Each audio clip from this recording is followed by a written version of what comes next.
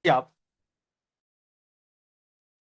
Assalamualaikum warahmatullahi wabarakatuh. Kami dari kelas C akan mempresentasikan mengenai etika dan regulasi PK. Berikut anggota kelompok kami adalah Reki Akmal, Diki Aditya, saya Azam, dan Muhammad Fadol.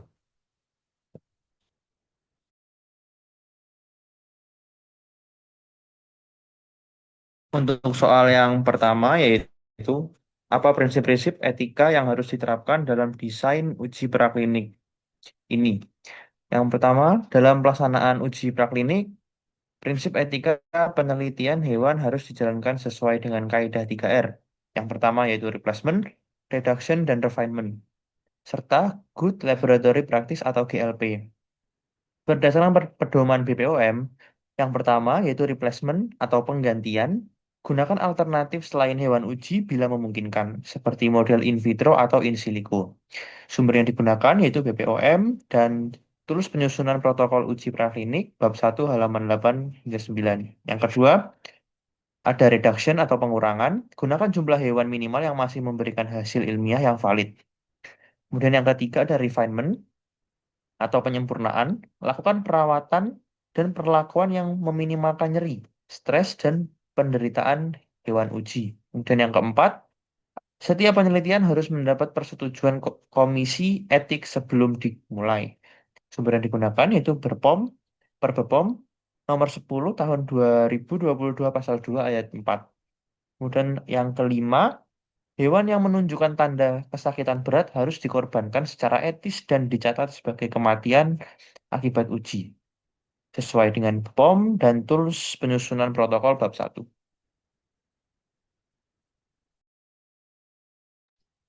Untuk yang kedua, apa saja pedoman regulasi yang harus diikuti selama proses uji praklinik ini?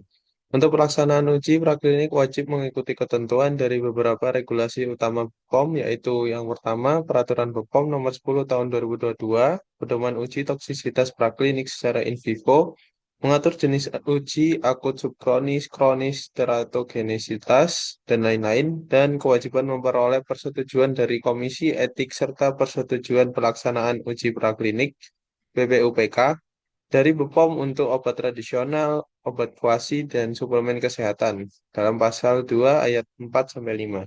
Itu yang kedua yaitu tools penyusunan protokol uji praklinik BPOM 2022 memberikan panduan format protokol metode uji dan pelaporan hasil. Untuk yang ketiga yaitu Per BPOM nomor 20 tahun 2023, pedoman uji farmakodinamik, bila penelitian juga mencakup penilaian efek farmakologis atau aktivitas biologis bahan uji. Untuk yang keempat yaitu OECD Guidelines Organization for Economic Cooperation and Development digunakan jika diperlukan acuan internasional dalam tools penyusunan protokol bab 1 halaman 9. Dan yang kelima yaitu Peraturan BPOM nomor 27 tahun 2018, standar pelayanan publik di lingkungan BPOM mengatur alur pengajuan PPUPK. Lalu untuk soal berikutnya, apa saja persiapan yang perlu dilakukan sebelum mengajukan proposal ke Komite Etika?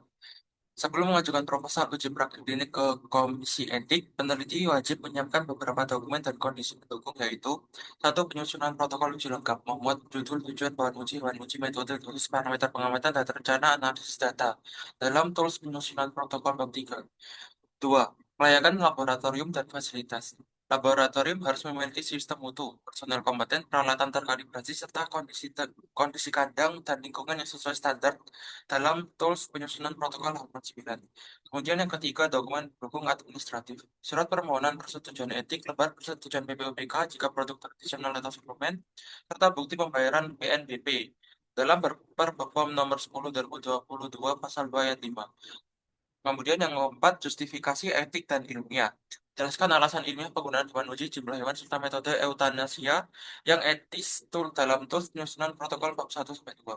Kemudian yang kelima, rencana manajemen hewan uji dan keselamatan peneliti, termasuk penanganan ilmiah, termasuk penanganan limbah biologis, keselamatan laboratorium, dan kesejahteraan hewan uji selama penelitian. Lalu berikutnya ada daftar pustakanya. Ini daftar pustaka yang kita pakai. Sekian dari kelompok 3 dari kelas C. Terima kasih. Wassalamualaikum warahmatullahi wabarakatuh.